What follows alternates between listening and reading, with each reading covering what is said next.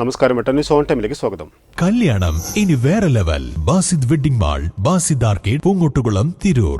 Wagon ട്രാജഡിയുടെ സ്മരണകൾ ഉണർത്തുന്ന കോട്ടുദേശത്തിന്റെ സാംസ്കാരിക, സാമൂഹിക, മതസൗഹാർദ്ദ കൂട്ടായ്മയായ ടീം കോട്ട് ഒരുക്കുന്ന കോട്ട് ഫെസ്റ്റ് ഫെബ്രുവരി 4 മുതൽ 7 വരെ 4 ദിവസങ്ങളിലായി നടക്കും. ചൊവ്വാഴ്ച രാവിലെ 10 മണിക്ക് തിരൂർ നഗരസഭാ ചെയർപേഴ്സൺ AP നസീമ പതാക ഉയർത്തും. തുടർന്ന് മെഗാ മെഡിക്കൽ ക്യാമ്പ് നടക്കും.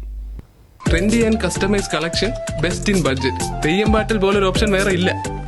വൈകിട്ട് 7 മന്ത്രി വി. അബ്ദുറഹിമാൻ കോട്ട് ഫെസ്റ്റിന്റെ ഉദ്ഘാടനം നിർവഹിക്കും. തുടർന്ന് കൊമ്പൻകാട് കോയ കുഞ്ഞാപ്പൂ ടീമിന്റെ ഹാസ്യ പരിപാടിയോടൊപ്പം വട്ടപ്പാട്ട്, ഒപ്പന, കോൽക്കളി എന്നിവയും നാട്ടിലെ കലാകാരന്മാരുടെ ഗാനമേളയും അരങ്ങേറും. ബുധനാഴ്ച വൈകിട്ട് 7 മണിക്ക് കുറുക്കോളി മൊയ്തീൻ MLA ഉദ്ഘാടനം ചെയ്യുന്ന പരിപാടിയിൽ സൂഫി ഗായകന്മാരായ സമീർ ബിൻസിയും ഇമാം മജ്ബൂറും നേതൃത്വം കൊടുക്കുന്ന സൂഫി നൈറ്റ് അരങ്ങേറും. വ്യാഴാഴ്ച രാത്രി 7 മണിക്ക് നടക്കുന്ന പരിപാടി sub collector Dileep K. Kainikkara ഉദ്ഘാടനം ചെയ്യും. കണ്ണൂർ ഷെരീഫ് ഫാസില ബാനു ടീമിന്റെ ഇശൽ നൈറ്റും അരങ്ങേറും. സമാപന ദിവസമായ വെള്ളിയാഴ്ച വൈകിട്ട് 4-ന് Tirur CI KJ Jinesh flag off ചെയ്യുന്നതോടെ സാംസ്കാരിക ഘോഷയാത്രയ്ക്ക് പയ്യനങ്ങാടിയിൽ നിന്ന് തുടക്കമാവും.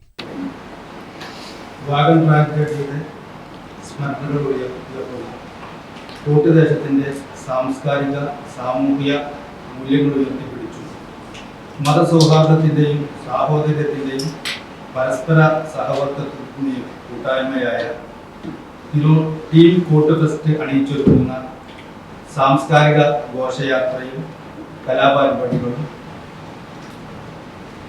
നാളെ തുടക്കം കുറിക്കാൻ പോകും.